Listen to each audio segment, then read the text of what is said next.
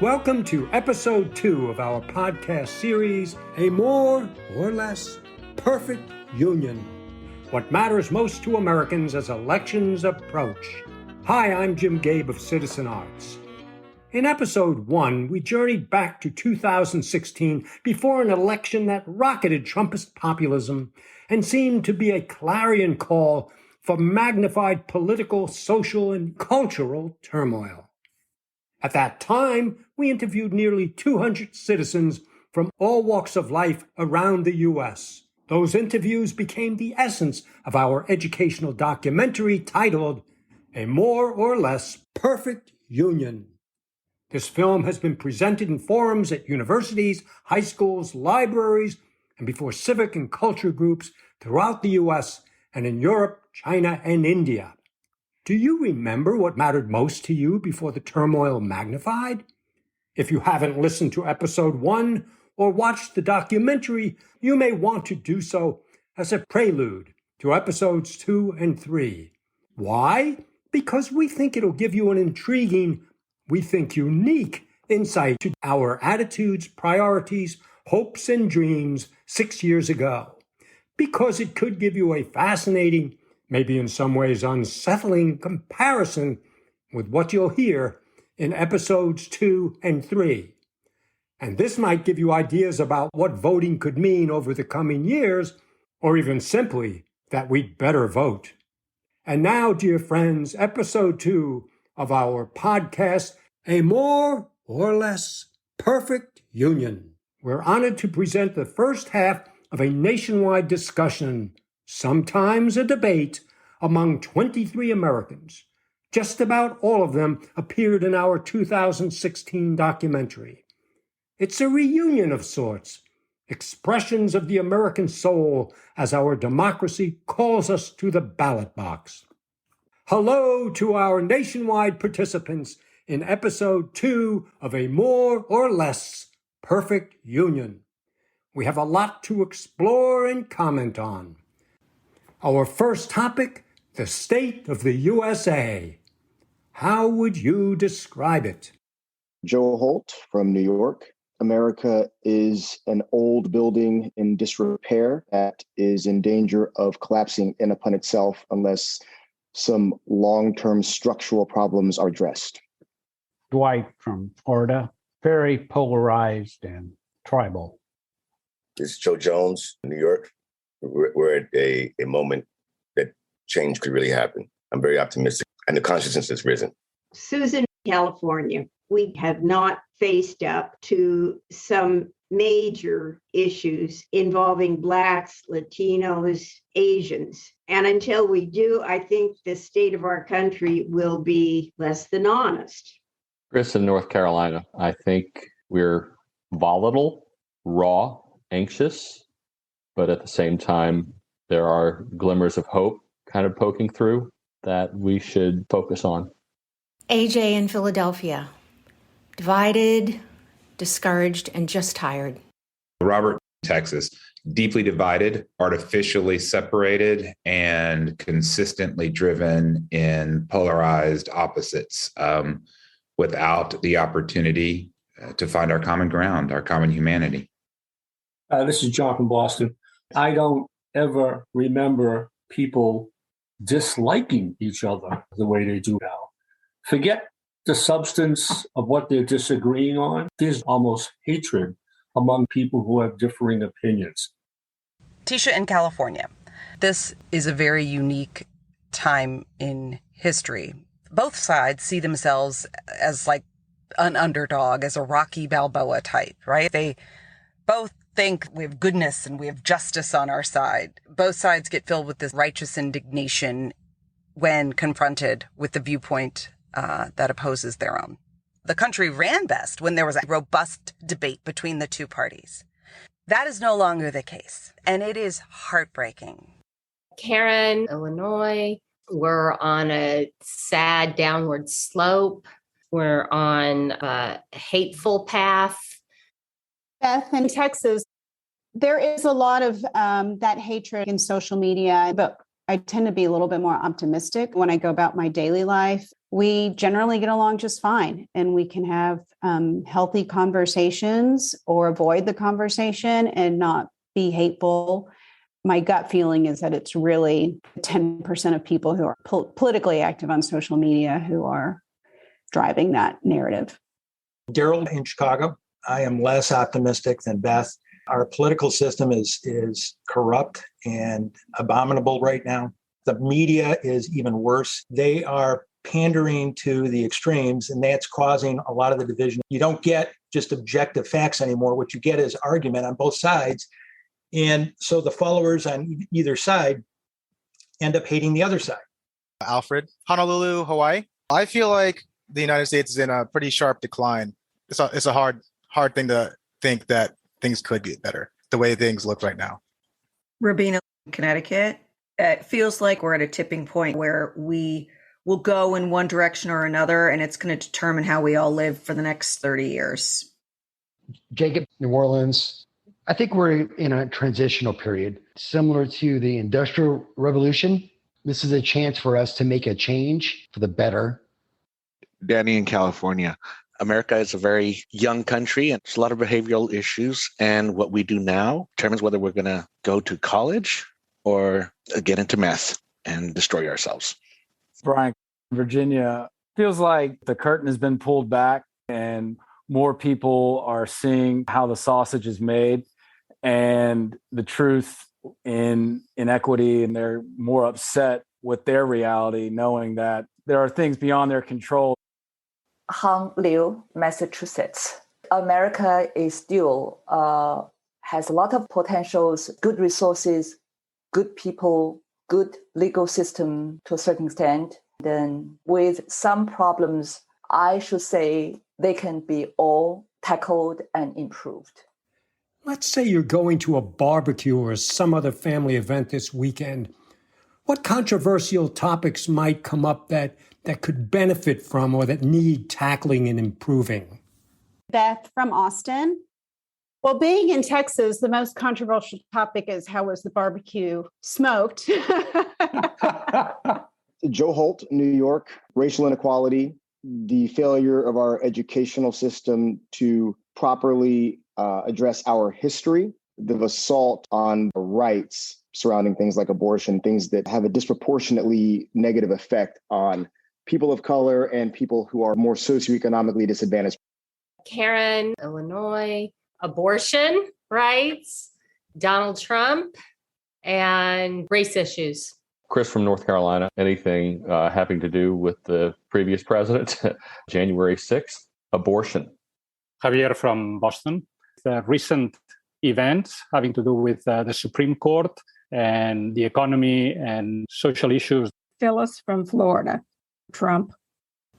Trump? That's it? Trump. Okay. How about Jacob in the Bayou? What are the headline issues down there these days? Jacob, New Orleans. I'm very into environmental topics.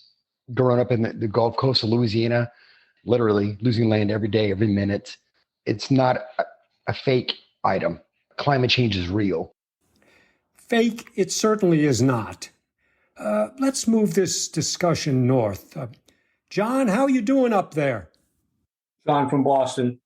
Donald Trump tends to rattle every gathering I'm in. All of the divisions that make America a mess right now are personified in Donald Trump.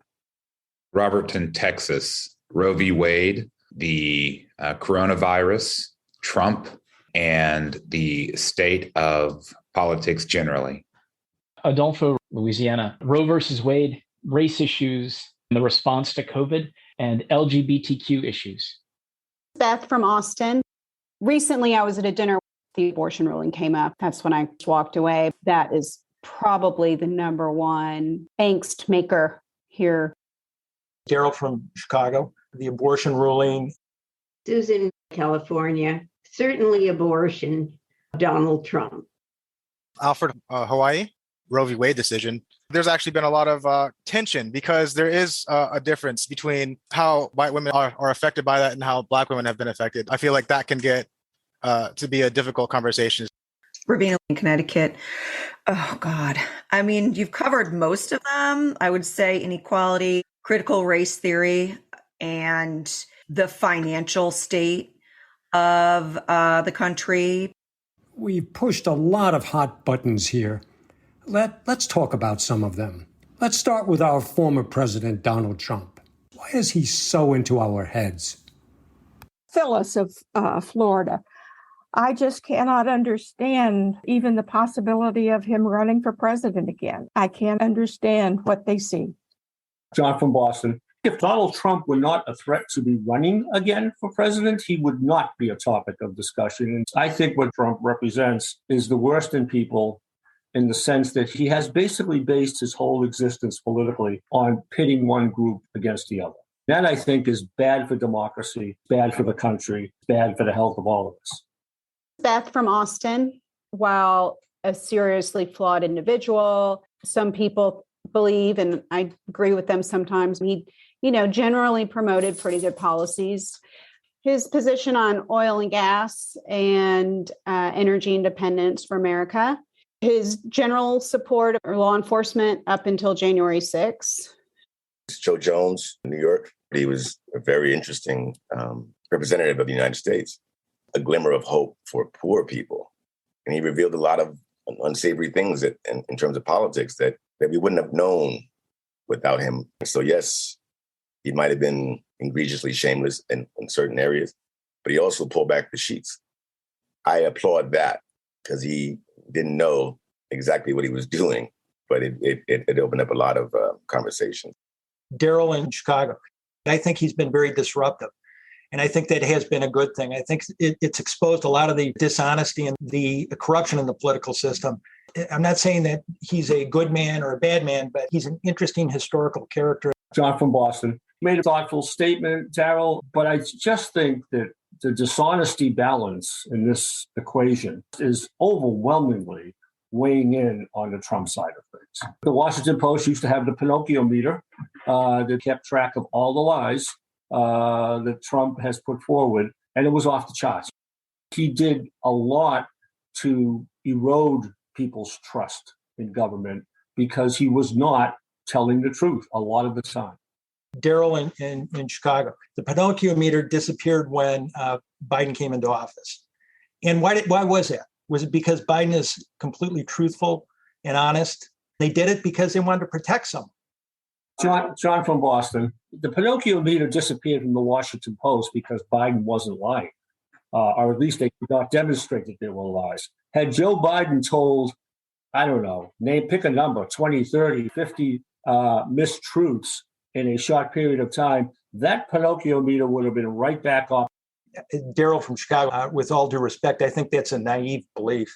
I mean, I can go through the lies that Biden has told, specifically about his relationship with China, his involvement in his son's business dealings.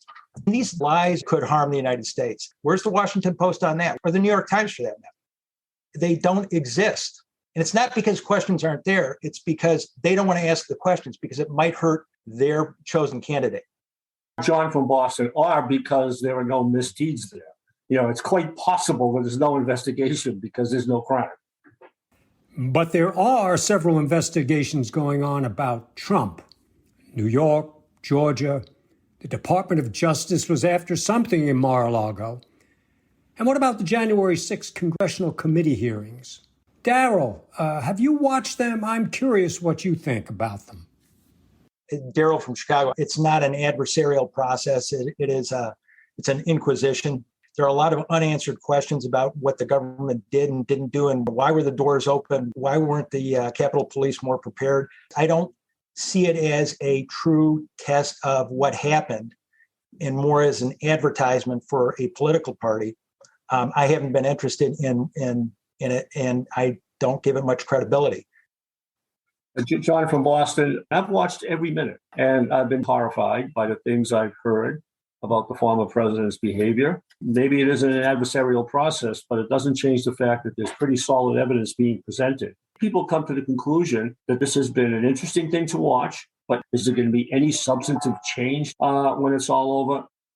Beth from Austin. I was glued to my TV on January 6th. Laura just could not believe that we had a sitting president trying to take out the vice president to keep the election from being certified. I agree with John. I don't think anything is going to come of these hearings.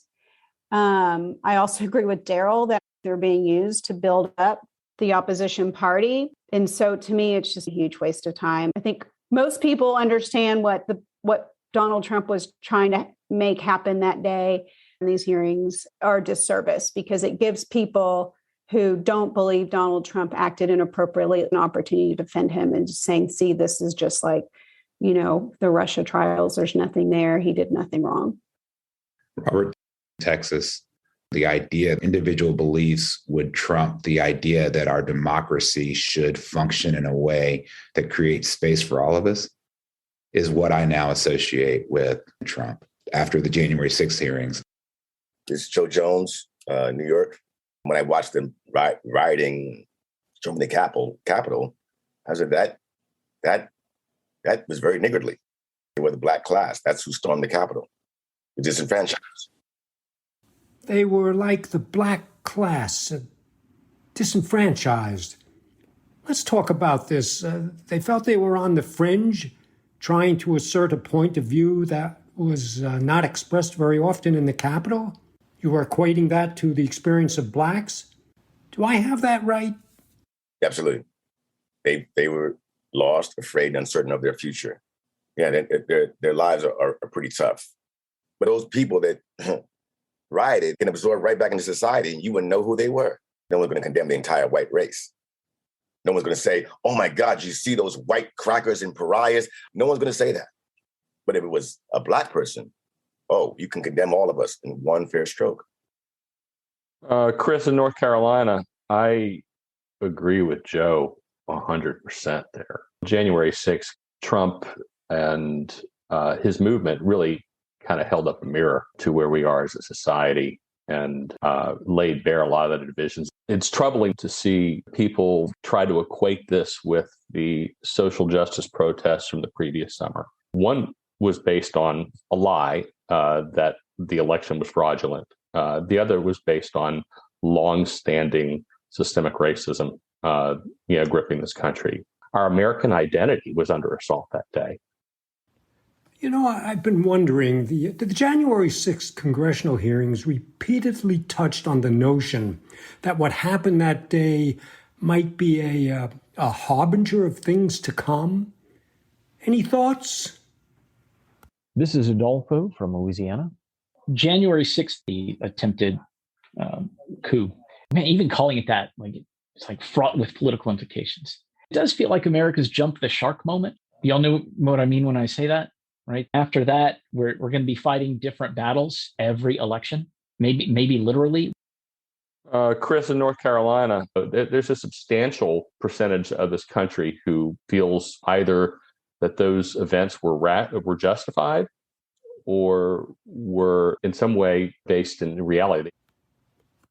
I don't recall there was much or any talk during the hearings about the motives of the people who attacked the Capitol beyond being incited by Trump or rabble-rousers like the Proud Boys. Their anger, their rage propelled them into an obviously dangerous legal action. Where do you think that comes from?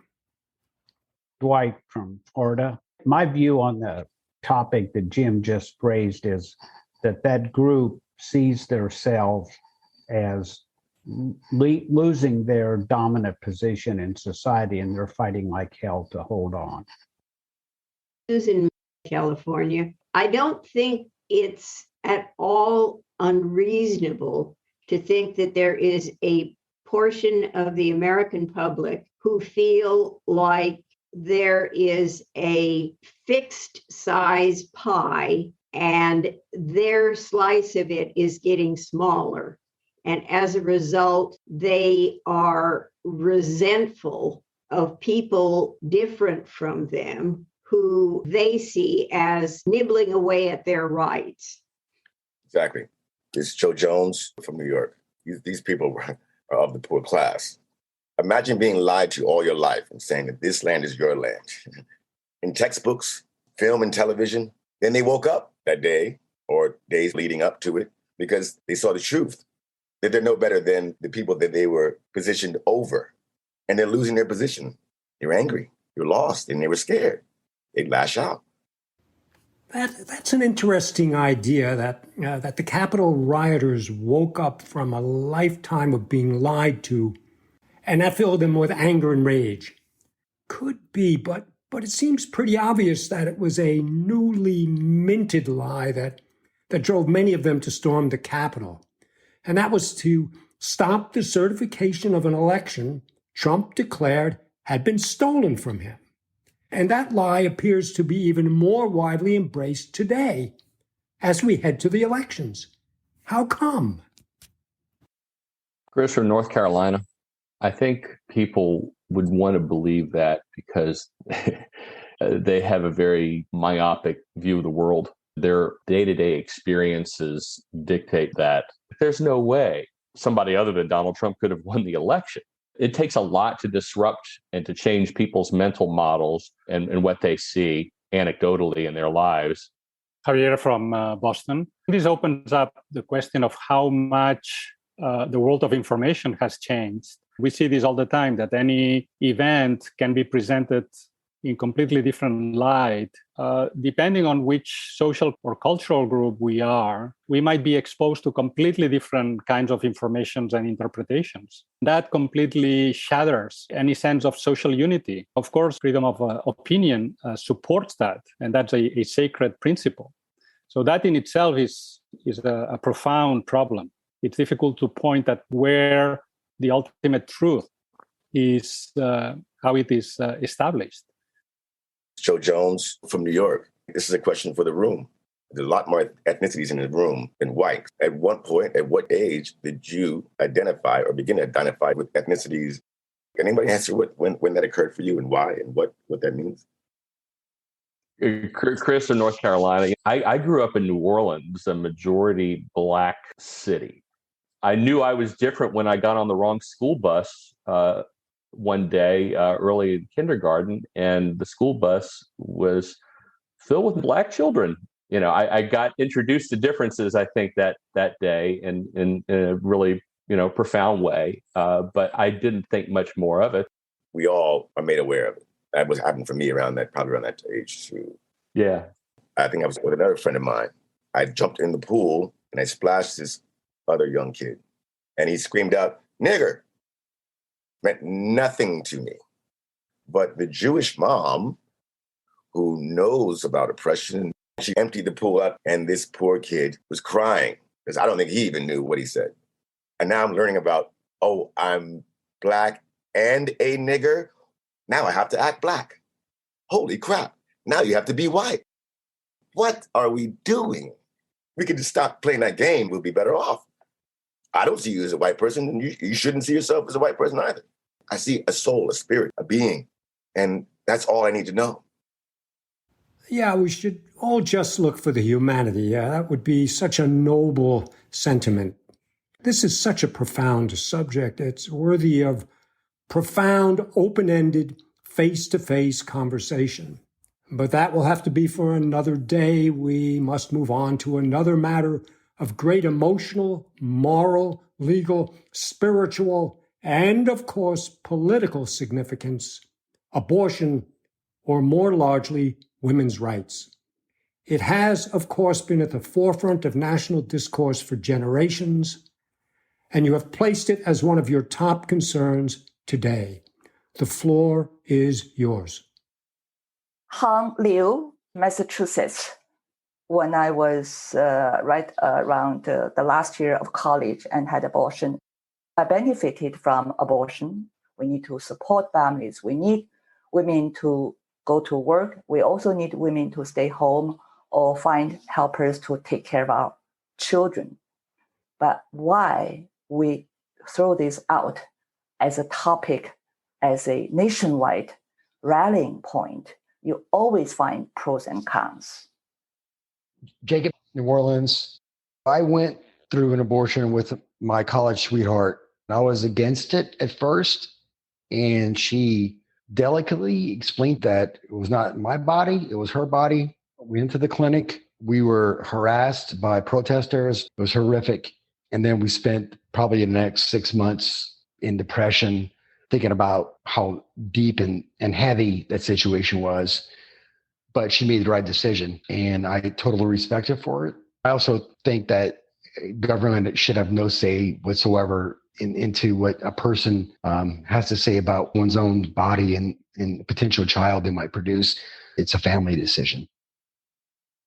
Tisha in California. I had an abortion. It quite literally saved my life.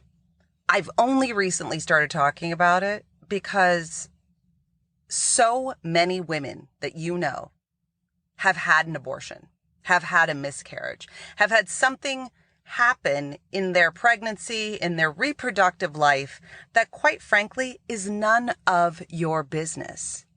But because we haven't spoken out about it, people think that they don't know any of these people. They think that it's some nefarious subject. It's not.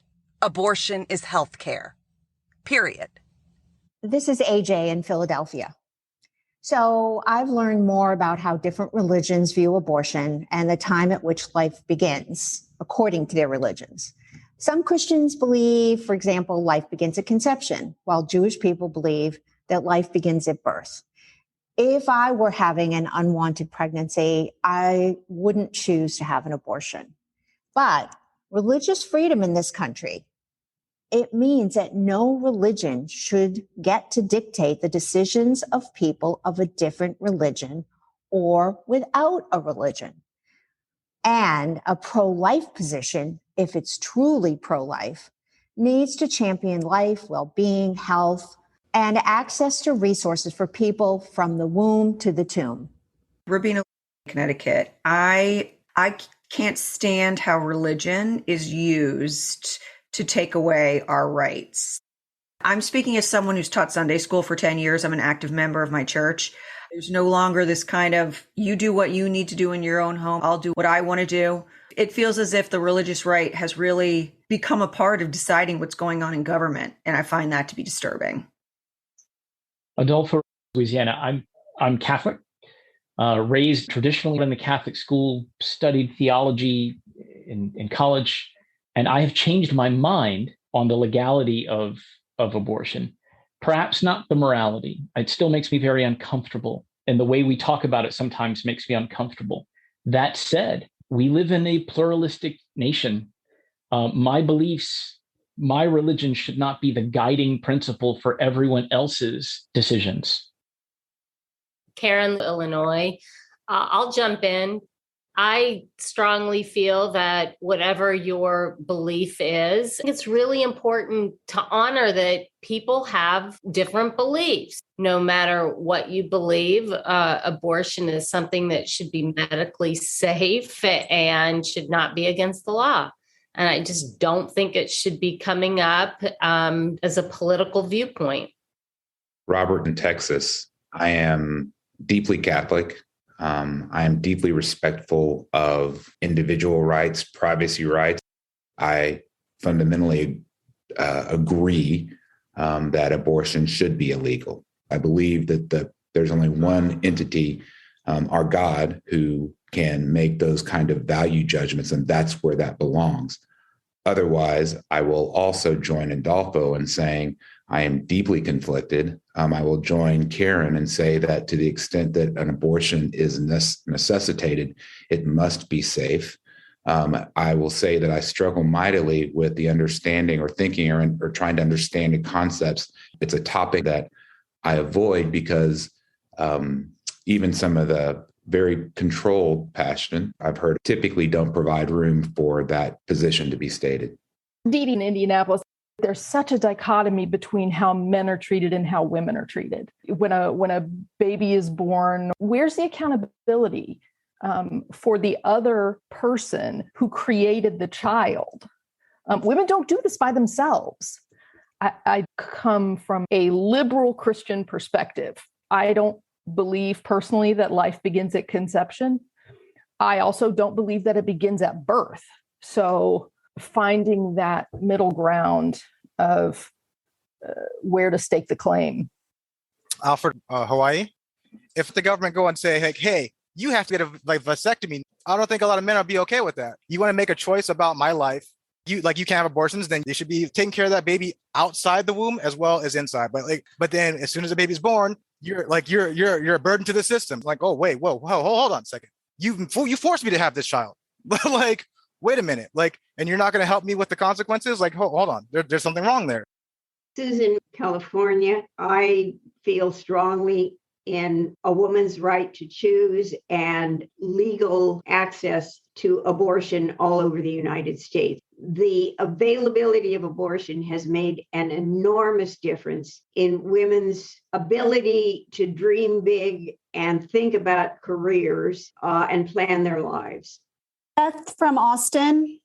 I think a lot of people misunderstand the court's opinion. Obviously, it will limit one's ability to have an abortion. And here in Texas, it's not allowed at all. On the other hand, it's a lot more complicated than saying the Supreme Court is banning abortion. Regardless of your opinions on abortion access, whether you're pro-life or pro-choice, the topic is much more nuanced than a lot of people want to admit. Well, Daryl from Chicago. So I think the opinion is a fascinating opinion. I've actually read it. I agree with Beth that people don't understand really what happened here. And they look at it as the Supreme Court outlawed abortion, and that's not what happened. Full disclosure here, in case some of you are wondering, Daryl is an attorney. Let me follow up on what, Daryl, on what you just said. Certainly, I have very limited legal understanding of this decision. But one thing I do gather is that it has moved the discussion from the national level to the state level. Whether that was the intent or not, that's where it is now. Is that where you feel it belongs? I think it should be up to the states to determine what the laws are regarding abortion in the state. It should be up to the federal government to say that a person who travels across state lines to have an abortion can't be prosecuted in a state that may outlaw abortion or may outlaw the type of abortion that, the number of weeks or whatever the law is. Which essentially pushes the question to the ballot box. Correct. Who you're voting for on a state level. That's right. John from Boston, I agree with everything Daryl is saying on this. It belongs with the states and gets people to focus on those local elections, which is a good thing.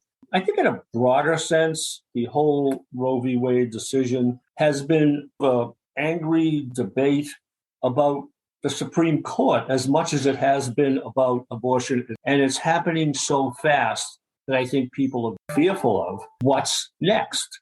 Clarence Thomas and others have signaled that they're going to be looking at other issues, gay marriage, contraception, sodomy.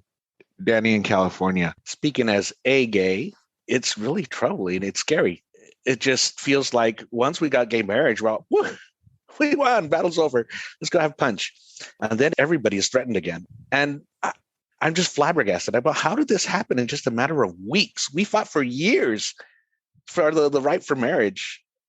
Tisha in California, we should be really thrilled with the progress that has been made. But in light of this new politicized Supreme Court, it's terrifying. There's a real regression. It has no place in a modern society for the majority to decide which portions of the minority groups get rights. Joe Holt, New York, it's fear. It's fear and it's othering. They've made this group out to threaten your traditional American way. When they tie religion in and they tie in their specific interpretation of some Bible passage, they misuse that to scare their constituency. Brian, Virginia, I really agree with what Joe just said. This blueprint was laid years and years ago. You can remove race and you put LGBTQ, and it works the exact same. It's the manipulation of this group, and that they can get them to do these things based out of fear. This is AJ in Philadelphia. Many people who I love, including my uncles, are in the LGBTQ community. The idea that they should have fewer rights than I do is absolutely crazy to me. Thank you very much. Now we're going to change things up a bit. Let's say you're going to a community event at a school, city hall, a library. What topics might come up that could have you leaping to your feet and speaking out? Robert's in Texas. Because of the extremism these days, I rarely jump to my feet with strong emotions on anything. Primarily because nobody will create the space to allow you to have a reasonable discussion. That having been said, the state of the economy and how that might likely play into the election cycle this year. Karen, Illinois. I'm going to probably end up excusing myself, taking a walk, and for much the same reasons as Robert said. It feels like there's no safe stance to take and to really have people hear each other out. Javier from Boston. I would say any form of discrimination. It's a permanent battle that we have to fight. Dwight from Florida. Molding and shaping what can and cannot be taught in school. It concerns me that our governor is hell-bent on redirecting what's taught and how it's taught. Adolfo from Louisiana. Issues related to education, specifically CRT, the teaching of history, the banning of books that have LGBTQ issues or race issues discussed in a way that my local community doesn't like. I would absolutely jump up about those things being an educator. Rubino in Connecticut. School curriculum, women's rights, marriage equality, and healthcare. Beth from Austin. Any education issue is high on my list of priorities right now. Danny in California. Voting rights and education. Joe Holt, New York City, definitely policing, voting access, and the educational curriculum. John from Boston. Maybe it's because I have a son who's a police officer and another son who's a prosecutor. But I think crime and public safety issues would get me to the point where I would stand up and get maybe a little bit heated about. Phyllis from Florida. Gun control. Daryl from Chicago. Our immigration policy has been a problem. And I think people are going to lose their positions in Congress because of their lack of attention. Immigration is a great thing. Every country needs it. It's a positive thing, but not uncontrolled immigration. Chris from North Carolina. What does it mean to be a citizen? Alfred, Hawaii. Gentrification would be the word. This is Jacob, Louisiana.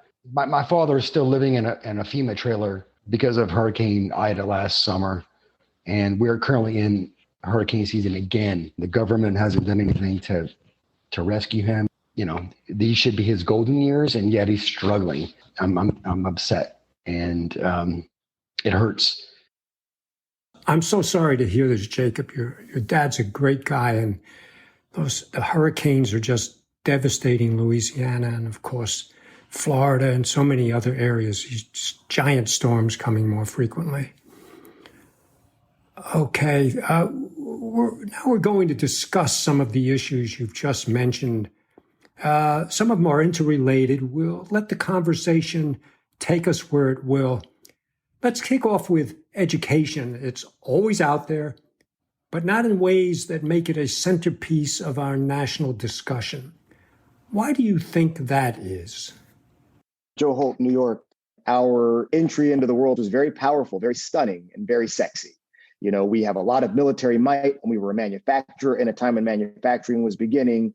What we lack the ability to do is have introspection. We haven't been taught to value education.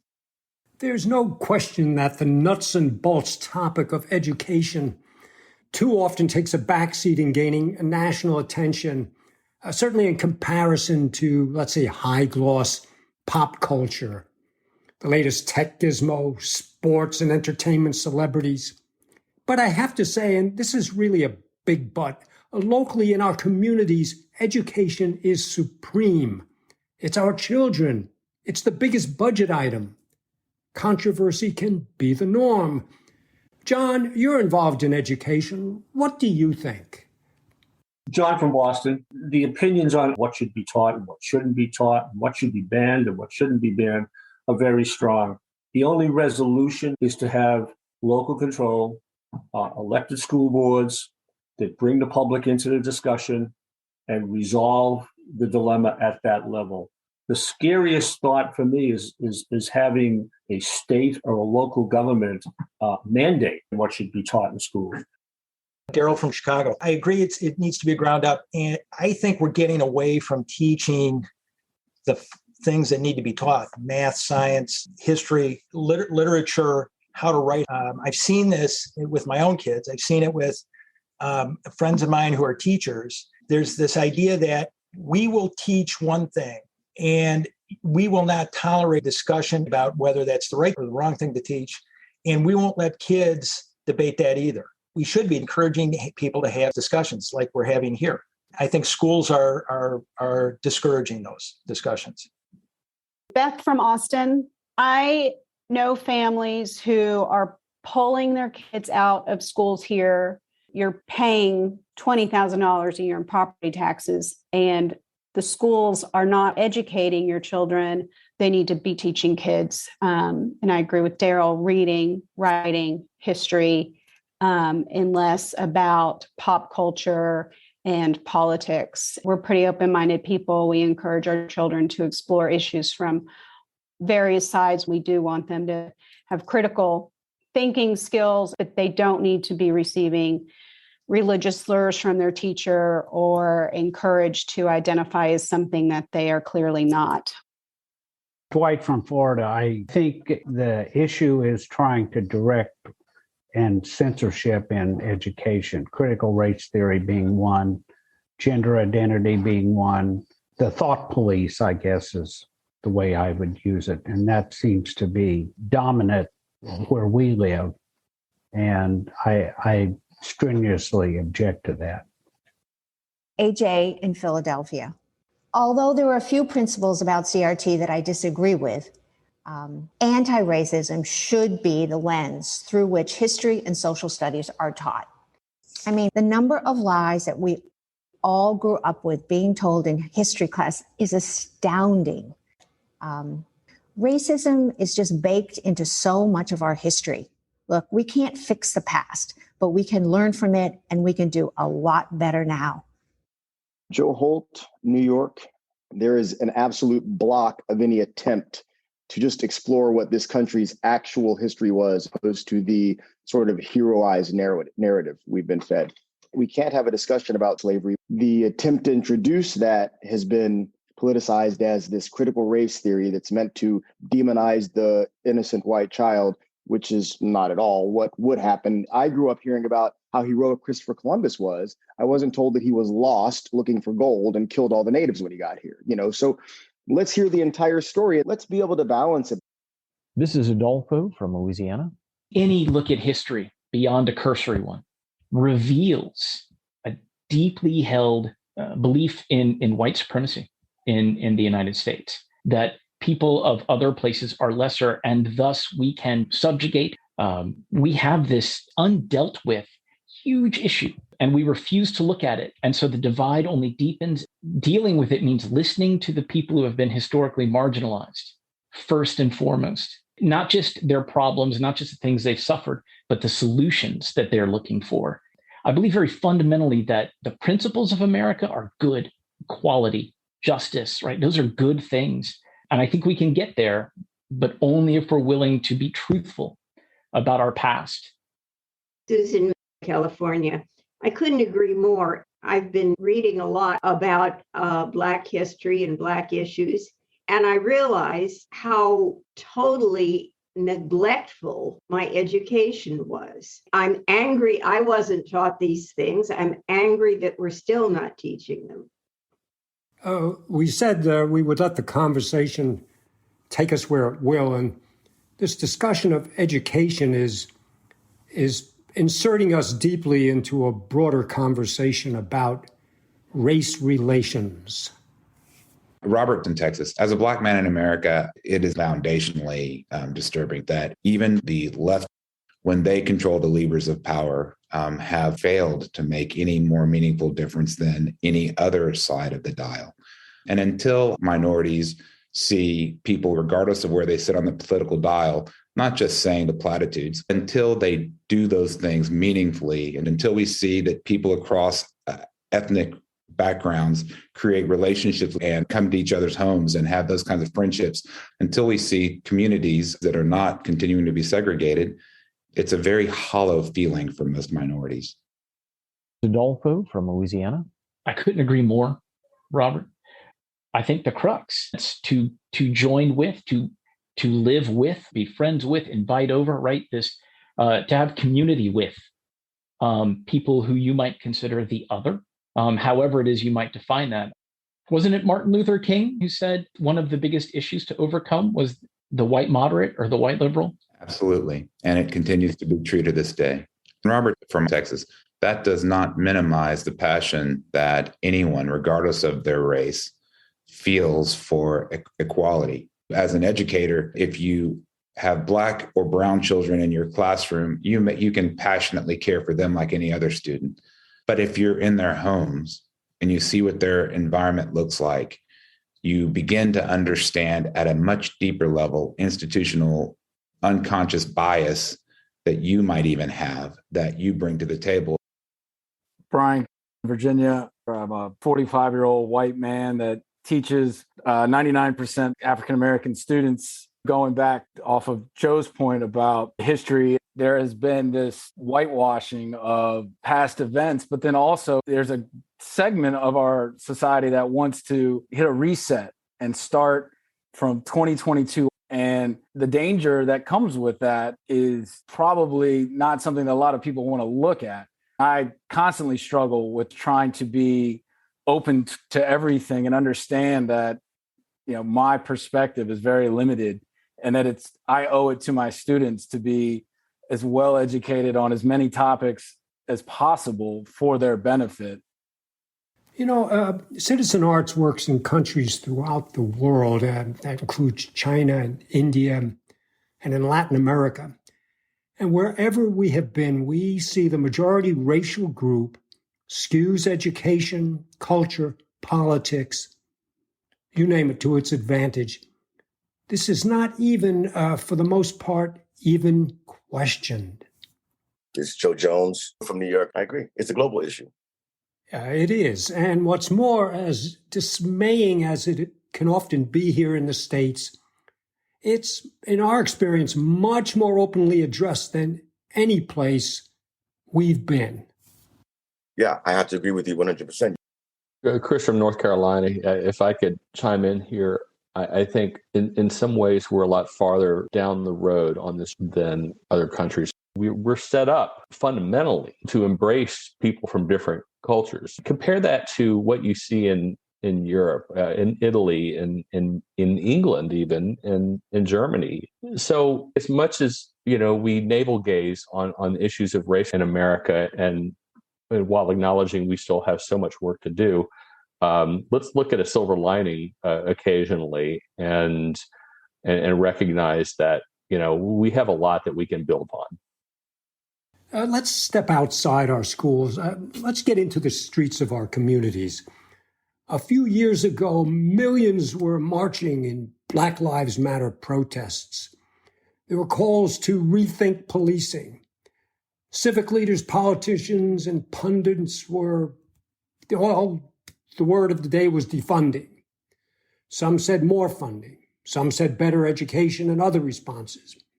What are your views about how public security and the community can mesh effectively, humanely, fairly? Beth from Austin, training and paying our officers is an issue. The officers in Uvalde had not received active shooter training. I don't know what the Uvalde officers are paid. I know that we have officers in Texas who barely make minimum wage. And when you're paying your law enforcement officers minimum wage, what kind of officer are you going to get? Tisha in California, when we say defund the police, we don't mean abolish the police force. We don't mean disrespect law enforcement. What we mean is we dial 911 for things that have nothing to do with our police force. When there is an issue of homelessness, that's not a police matter. When someone is having a psychotic break, that's not a police matter. These folks who don't have any business being in our penal system, that money could be reallocated and spent in different ways to solve the same problem. Danny in California, when you have police who think they get to beat up ethnic folk just because they're cops, that they get to profile people, get to accuse people because they're a different color, different race. You can't skip over that and say, how do we work as a community? Javier from Boston, right? When law enforcement or even the military becomes a political issue and, it's being instrumentalized by political groups, that is a big problem. I mean, they should stay on the margins of politics. Daryl from Chicago. I think there have been another number of really bad policies, primarily in what I would call blue cities, like Chicago, in terms of crime, for instance. This idea that all police officers are bad and we need to defund the police was an abomination. I've got a number of friends who live in the inner city. They want more police because they need the protection. Joe Holt, New York. We've heroized this narrative. Lots of police forces, they're taught very intimidating, brutal tactics. They've been taught this other is criminal and violent and dangerous. So they don't see that person at the traffic stop as one of them because they've been raised to see brown and other as dangerous. When you're going in with these preconceived notions that society has fed you about people of color, you can't just go put a fresh coat of paint on the house. At some point, you got to get underneath and redo the entire foundation. AJ in Philadelphia. We need police, but we need them to be trained well and vetted a lot more carefully. The best way I've heard these issues described is this. It's not a good system with a few bad cops. It's a bad system with some good cops. I know some of those really wonderful police officers, but I believe that in a lot of cases, they are there despite the system, not because of it. Something I think about a lot is, despite myriad tragedies that have generated protests, outcries for re-examination, redress, there just hasn't been much fundamental change in race relations in recent years. I remember in the 60s and 70s, we were debating and protesting about many of the same things. And I remember thinking, the best hope for overcoming some of the seemingly intractable failings in our society rests with the coming generations. They'll be more aware of and liberated from America's caste system, if you will. You're of those generations. What's going on? Brian, Virginia, I think part of it is that our generation had to work quite hard just to keep up because of the wealth gap that has happened to the middle class. People are consumed with themselves. People are really struggling just to keep up.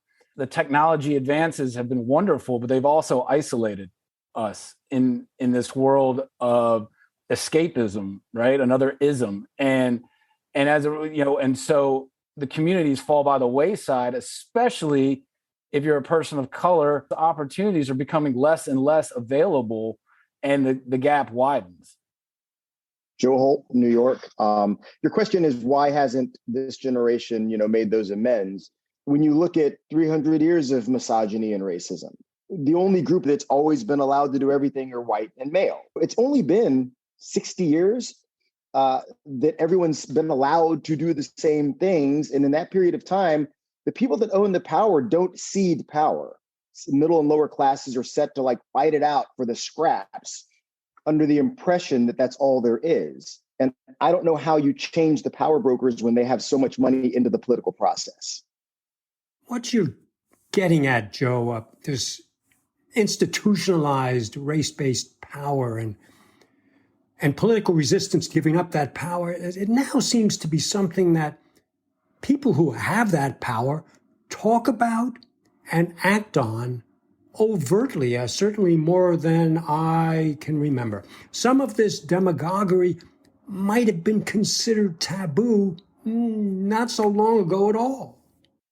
Joe Holt, New York. I think that they are more overt. I think it's because their power feels threatened.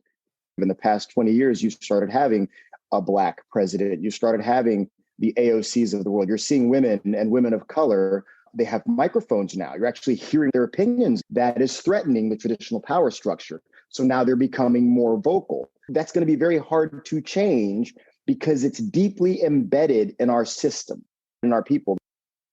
Talking about embedded, these days debates about policing, or more broadly, more generally, public security, they often feature our national epidemic of gun violence. Did I see you flinch, Dee Dee? Dee Dee from Indianapolis. If somebody kills an entire room full of first graders and we still can't agree that military-style weapons shouldn't be in the hands of citizens, then I don't have a lot of hope. We've had at least 2 mass shootings in the last 2 or 3 years. Our community leaders are trying to come up with strategies to try to mitigate that. But it's very difficult when guns are easy to access, especially in Indiana. Chris from North Carolina. I have 2 kids, one still in college. And one of the things that keeps me up at night is the thought of, her being in a lecture hall and somebody busting in with a high-powered assault weapon and creating another massacre. Our homicide rates are far higher than anywhere else in the Western world. We have to come to some sort of common understanding related to our relationship with firearms, why we need them, what we're using them for. We've got to find some steps to bring this under control in a way where people don't feel like their rights are being infringed upon, but where people can feel a modicum of safety. Phyllis, Florida. I've always thought of the Second Amendment as the country's right to bear arms rather than an individual right. I just don't understand why an individual needs access to a semi-automatic rifle. That should be a military thing only. They take an AR in there and just mow children down. That broke my heart. This is Jacob in Louisiana. It's another hot button topic for me. People literally walk around New Orleans with their head on a swivel because they're afraid of getting shot. And that's no way to live. And I think the mayor of New Orleans is to blame, and I think the police chief is to blame. Hong Liu, Massachusetts. Gun violence and crimes, they should be number one concern. Safety, security is the most important thing. If we lost that, we will lose everything. We want to solve a lot of social problems, injustice, gentrification, blah, blah. But we need to agree on ways to safeguard life, preserve the social order before we talk about other means of solving the problems. This is Daryl in Chicago. There are about 50 people shot and about 7 to 10 people die every weekend. All I hear is, let's control guns, let's control guns. That's not going to solve the problem. In Chicago, these people often are gang members, and they're still out on the streets. The people that are committing the crimes with the guns go free on a regular basis. In the case of these mass shootings, it's a mental health issue more than it is a gun issue or a criminal issue. AJ in Philadelphia. Growing up, I wasn't allowed to have gun toys or watch shows that were violent, even Ninja Turtles and Power Rangers. I wasn't allowed to sleep over at a friend's house if their parents had guns. I don't understand why it is so easy for people to obtain them, legally or illegally. While some people do this to protect their family, some people obviously do it to harm others. It should be very difficult to get approval to own something that can kill people so easily. John from Boston, as one who lives and who works in the inner city, I think there is a feeling we have gone too far in some areas and need to sort of swing back that pendulum so that we are providing safety.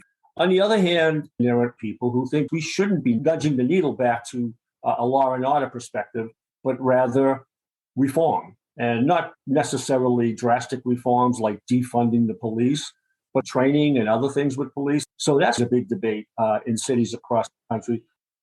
It's a gun issue. It's a mental health issue. It's a prosecutorial issue, but also needs to be discussed on the school side of things and what safety measures exist. Police in schools, I think, in my opinion anyway, should be a must. Beth from Austin, I think hardening the schools, while it would be helpful to prevent shootings, create other problems. If you treat kids like prisoners or inmates, they're going to act like prisoners or inmates. I wouldn't want my children going to a school where they had to pass through a magnetometer, carry a clear backpack. For those reasons, I would hope that there are very minimum things we could agree on, like banning teenagers from buying AR-15s. I mean, I get it. They can go to war. They should be able to buy a gun. But somebody with the mental health capacity of that guy in Uvalde or other places, they wouldn't have been accepted in the military. Being a former military guy myself, I could certainly vouch for that. We could spend many hours on these subjects and certainly not feel we've done them justice, but you've delved into them in thoughtful, substantive ways. Now we're going to pick up on something said earlier, that recent generations have had a particularly tough economic slog. Looking at the current election landscape, Republicans are expecting economics will drive votes to them. Democrats are crossing fingers that inflated prices for gas, food, travel, and so forth will fall, and they'll hang on to power. Should inflation or the economy more broadly be a deciding factor in the midterm elections? Dwight from Florida. It will be a very dominant issue simply because people are faced with it every day when they buy something, fill up their car. It's the topic du jour on all the news media. I think people are misinformed about what the really driving factors to it are. This is Jacob in Louisiana. I think it's irrelevant. I don't think any incoming politician can actually make a change in the economic system that's currently happening. These things are in cycles. Nobody's going to walk into office and lower inflation, lower gas prices. It's not feasible. It's just a reason to sway votes. Chris from North Carolina, a lot of that inflation is tied back to the economic recovery and the profound imbalance between demand and supply. The invasion of Ukraine, but I think average American family doesn't care about those things. They don't care that it's a global issue. People vote their wallets. I don't know that that's fair to the current administration any more than it was to Jimmy Carter or Ronald Reagan when we last felt inflation is high. How can his party bring ideas that are palatable to Americans in time for November? Alfred, Hawaii. I feel like it's almost a dog whistle at this point. I think the Republicans are wrong if they think that inflation is going to push people their way. I think that there's going to be more push for people to start taking their money out of this system. I don't want to participate with the dollar anymore because I don't get a say in what the dollar does. I don't get a say in how the government spends my dollar. Are you saying, Alfred, that you're a crypto guy? I am a crypto guy, but I don't like crypto in a capitalism sense. The whole point of crypto is decentralizing, right? The point is there's other ways to have an economy. There's other ways to trade and create goods outside of the dollar. And I feel like with the way government's been managing the dollar, I don't trust them anymore. Rabina in Connecticut. There are people who want to blame everything on Biden and our relationship with China. I feel strongly that the years leading up to 2020 have led us where we are now, combined with the situation of the pandemic. The middle class is really suffering. I see that on a personal level as we are looking at colleges for our kids. It is so prohibitively expensive to send your child to university now. These are the kids that in 20 to 30 years will be running the country. We want all of them to be educated, to be as smart and as learned and as diverse as possible. And it feels like we're going backwards. This is Adolfo, Louisiana. I'm an educator with 5 kids. I don't know that I've ever in my life been comfortable in terms of finances, but this squeeze of inflation has made it even harder. And the question becomes, how do we deal with it that best addresses most people's needs? That's what politics is, right? We have competing definitions of the good here. And what I guess I'm hoping for is that enough people would define the common good the same way that I do. Robert's in Texas. I really appreciate Adolfo's perspective. It would be so refreshing if instead of us allowing the media and social media echo chambers to tell us how to think about those things, if it allowed us to focus in on what they're going to do and how they're going to do it in a meaningful way to bring social equity, economic balance, as opposed to driving greater imbalance. It actually should be a great equalizer. Great equalizer, it certainly should be, but sadly the trend worldwide is in the opposite direction, isn't it? Moving on, immigration was another of your hot-button topics. Beth, since you live in a border state, let me ask you about this. What should be government's role? Beth from Austin. My expectation for the federal government would be to tighten the border so that you're not letting human smuggling and drugs come across. It just makes me sick to think about some of the horrors that are happening on the highway every day with immigrants being stuck in those trucks because they're desperate for a better life. We tend to forget how fortunate we are to live here in a world where people literally would risk everything to be here. I wish the federal government would make it easier for people to come over legally. We need the labor. That's what I would want to hear from candidates running for office. John from Boston, I think elected officials would be better able to deal with the immigration issue substantively if Donald Trump hadn't polarized it, talking about caravans and rapists and drug dealers streaming over the border. Daryl from Chicago. I tend to agree with John. It became a divisive issue with Trump, but it was a problem before Trump. The Federalist Papers said you want immigration because it benefits the country, but you want to be able to assimilate the people coming in so that they can be productive and have a chance to succeed. And that's, I think, what we forgot. They're not being assimilated, and they have to, make money somehow, and it leads to gangs and it leads to crime. And the border states are going to have to suffer that more than anyone. Chris from North Carolina. I lived in Texas for 30 years. These are wonderful people that bring a lot to communities. They work hard. They're paying Social Security taxes on a lot of their wages that they'll never benefit from because of their status as undocumented immigrants. And they're blending into the culture, and we're all the better for it. It's not about instilling a sense of, paranoia or xenophobia. We're a nation of immigrants, and we have to embrace that. This is Joe Jones, New York. I love immigrants. I don't call them immigrants, though. I just call them human beings that are from other cultures. Javier, my buddy there, I heard an accent. French? From Spain, Spanish. But if we want to start talking about the truth, we should just go, hey, it's time for us to be human. Stop this nonsense. Javier from Boston. I think Joe made a great point. Even the word immigration or the word immigrant seems to be anachronistic, belong to a different understanding of our societies. Certainly what has distinguished this country is its openness to the flows of population. Strangely, in recent times, the word immigration has acquired a kind of negative connotation, when in fact it's the source of everything that happens in this country, down to the details of the economy.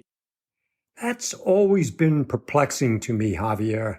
People seem to forget we or our forebears all got off a boat, train, a plane, a bus, and so on.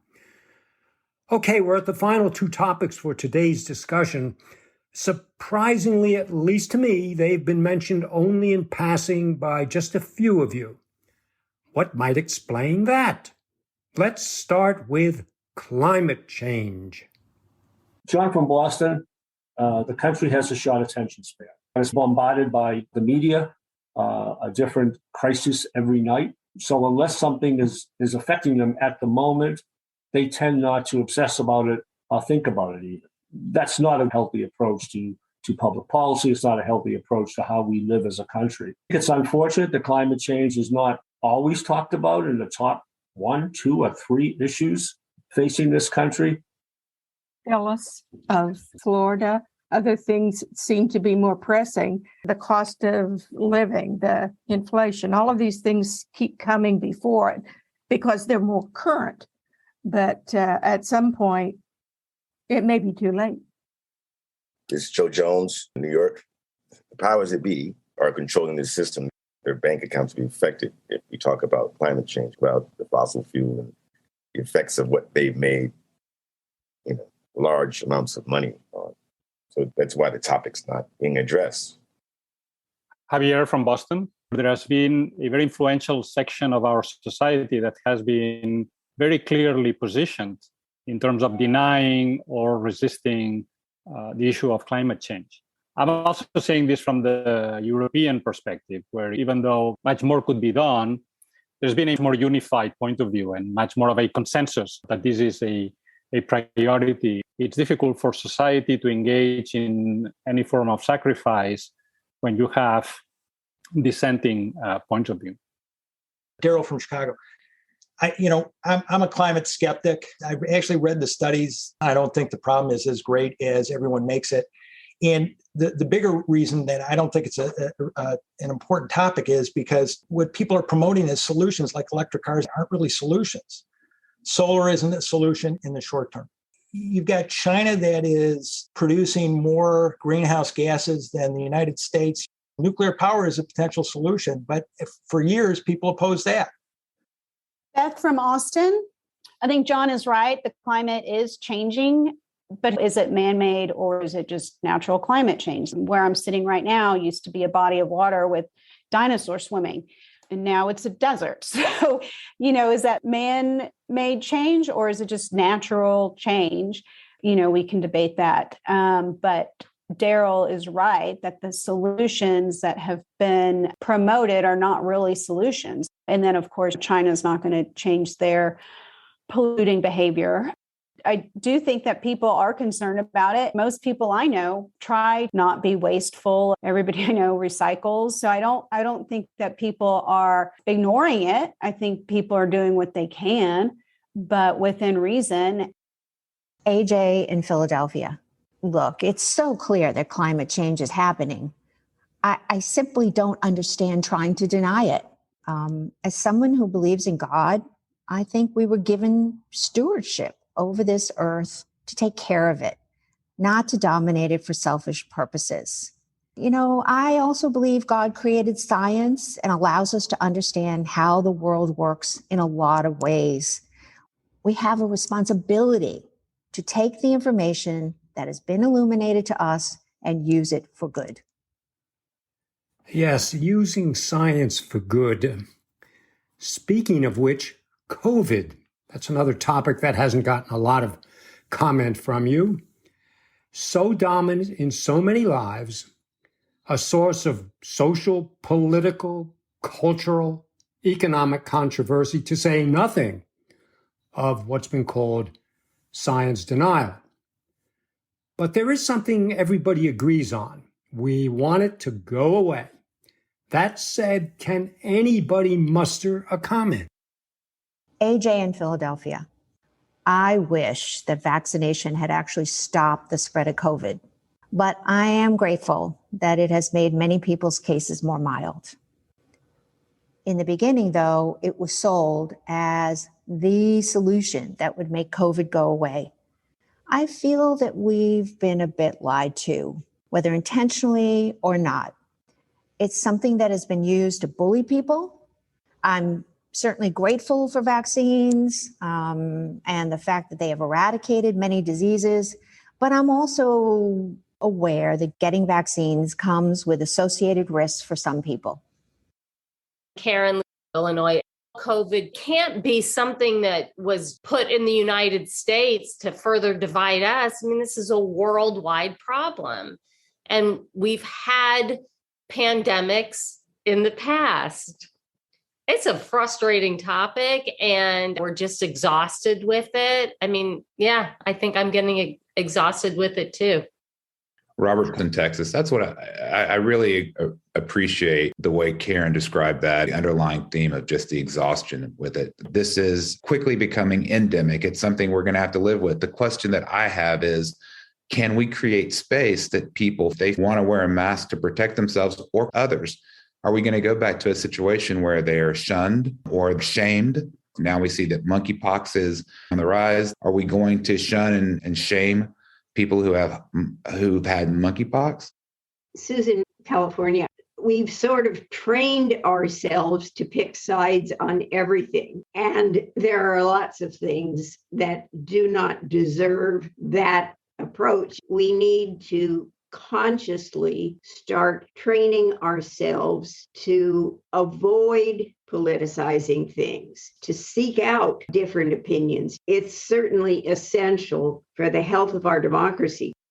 There's a baseline for a civil society, appreciating different opinions, being open-minded, respectful. Speaking of which, another part of that baseline, which some of you mentioned, is appreciation for and knowledge of civics, appallingly minimized in our core education. Shouldn't it rank right up there with reading, writing, and arithmetic? That is definitely a topic for another podcast. We're going to conclude episode 2 of A More or Less Perfect Union by giving our amazing forum members magic powers. With a snap of your fingers, dear friends, you are a politician. Can you dig it? A politician who can run for and win any elected office you like on Tuesday, November 8th. Please tell our listeners what that office is and what your top priority will be when you take on your new role as a public servant. I would run for my local school board. My first action would be to prioritize textbooks that tell the truth over telling an ideological perspective. For school board president, I'm going to mandate a far more rigorous education in civics. I would run for either governor or a Senate spot in Louisiana, and my focus would be on education. Mayor, I would promote school choice. Secretary of Education, universal pre-K for all 4-year-olds, and age-appropriate civics and science education. I would run for a mayor's job. Take absolute full accountability for the public schools. County supervisor, I would do what our current supervisor has done. When a topic comes up, immediately convene all of the actors who are going to have to make decisions that make you safer. Governor, I would redirect the narrative being propagated in our state from my way or the highway to open society, differing views, and not treat them as hostile just because someone has a differing opinion. Governor, Connecticut, I would really focus on women's health care for better maternal outcomes, especially for women of color who historically haven't gotten as good treatment as white women. President. And I rewrite the Constitution. All men and women are created equal, period. At the city level or at the state level, addressing discrimination and diversity. I would do mayor of Oahu, pushing out a narrative that's like more positive towards like houseless people, more caring for people that are have less than you. Congress, so I can just make sure AOC gets all the support she needs. President, I want to take the special interest money out of politics. Economics is not at all what the Constitution is supposed to be about. Mayor, audit the city of Austin, figure out where all of our tax money is going when it's not funding police and it's not funding roads or emergency services. The president, and change the tone of talking about other people. Talk about the positive things, how to unite our people, how to motivate our people. I would never run for office of any kind. Politics is a necessary thing, but it is so ugly and I hate it. I'm glad I play music for a living and just try to be kind and loving to everyone around. Kindness and lovingness. Feels like those things have been flowing throughout the USA today, at least here in our discussion. Thoughtful, perceptive, wise. That's what your comments have been on many topics that'll be much on the minds of Americans as they head to the polls. You were candid. You got into things. You expressed them your way. You didn't pull your punches. And to our listeners, dear friends, on behalf of my Citizen Arts colleagues, a heartfelt thanks for lending an ear. We invite you to join the conversation. Let us know what you think. And please carry on to episode 3 of our podcast series, the conclusion of our nationwide discussion. Our focus shifts from the home front to America's place in the world. Meanwhile, please stay healthy in mind and body, wealthy in goodwill, and wise in action. This has been a Citizen Arts podcast presentation. All rights reserved.